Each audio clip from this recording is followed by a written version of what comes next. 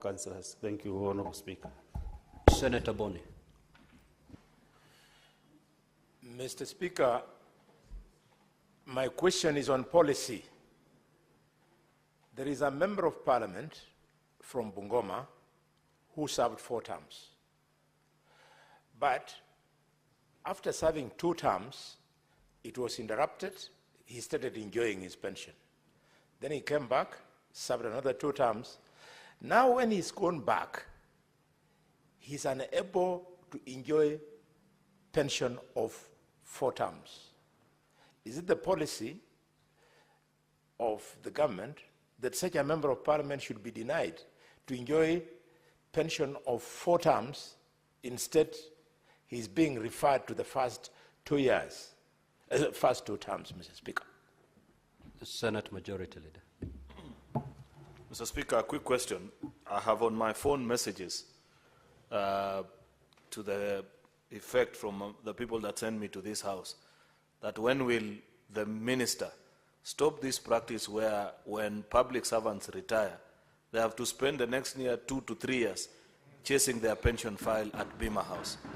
Mr. Speaker, many of them retired teachers, doctors, public servants. I have seen from the response of the minister that they're actually inputting an integrated blockchain and biometric technology.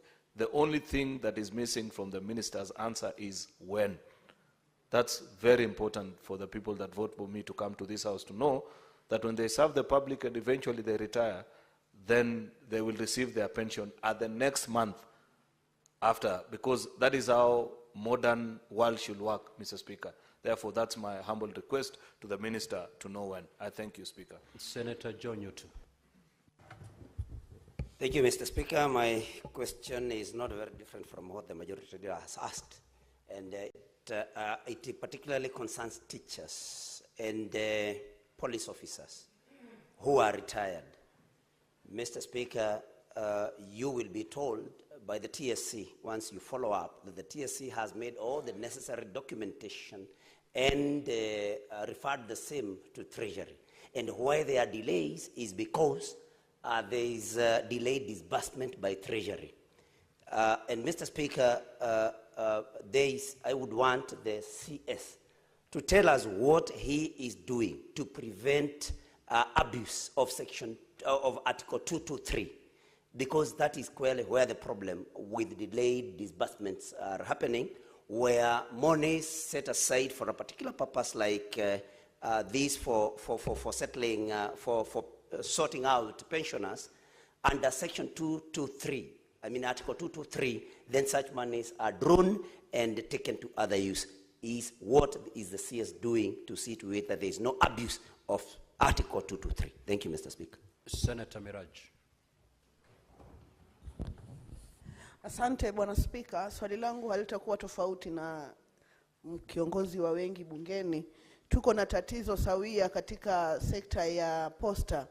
Wale waliostaafu bado wanahangaika kutafuta marupurupu yao ya uzeeni.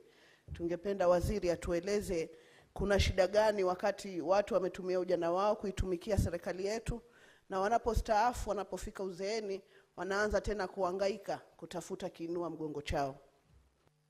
Senator Lenku. Thank you, Honorable Speaker.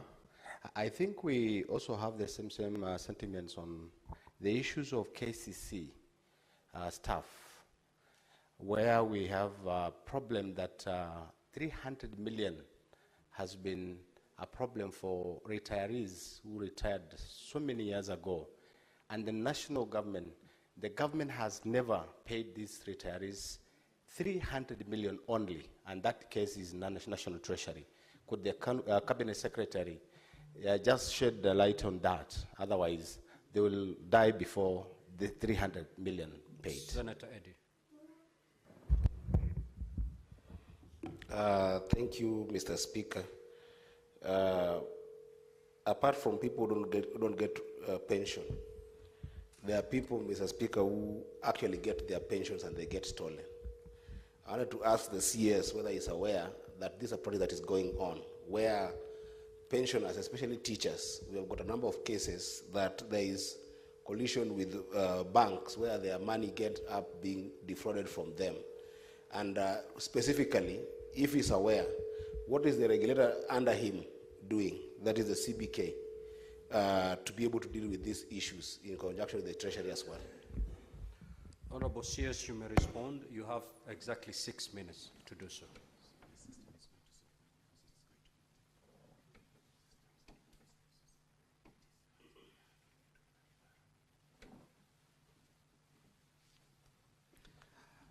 Thank you, Mr. Speaker. I don't know whether we will still address question number 048 because it's like we are the supplementary questions to the question. Those that you feel will be answered through your response to question number 048, you need not respond to them now.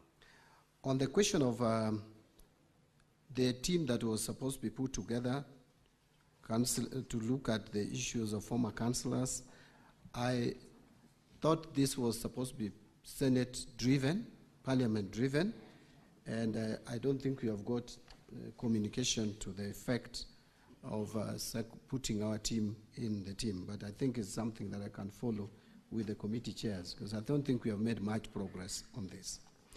On the question that Senator Boni Pins asked on policy regarding members of Parliament who serve for the 2 terms, don't win re-election, and then starts enjoying pension, and then when they come back.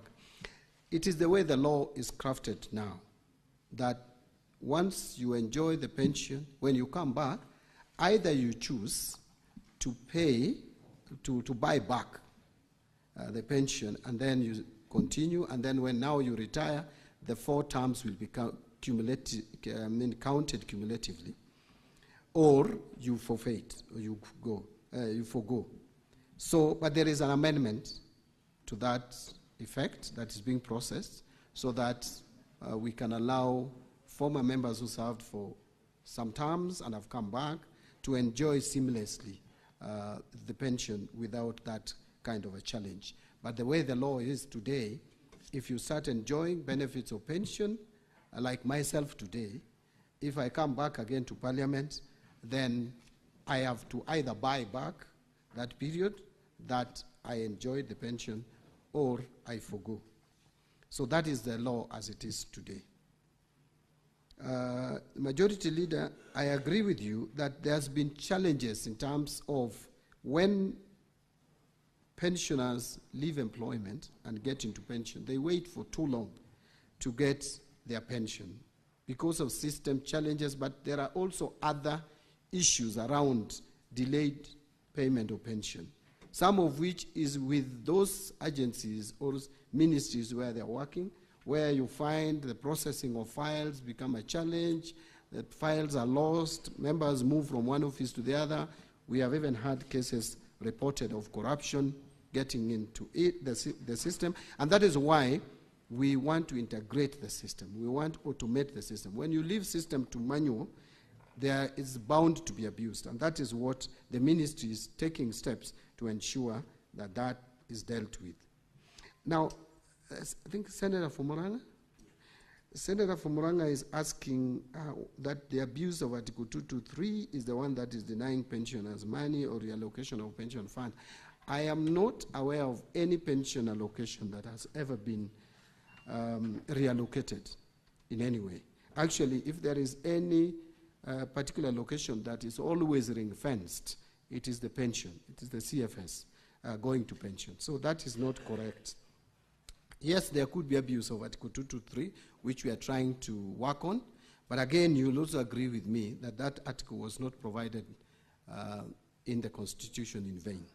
The people of Kenya considered that there could be circumstances that would merit or warrant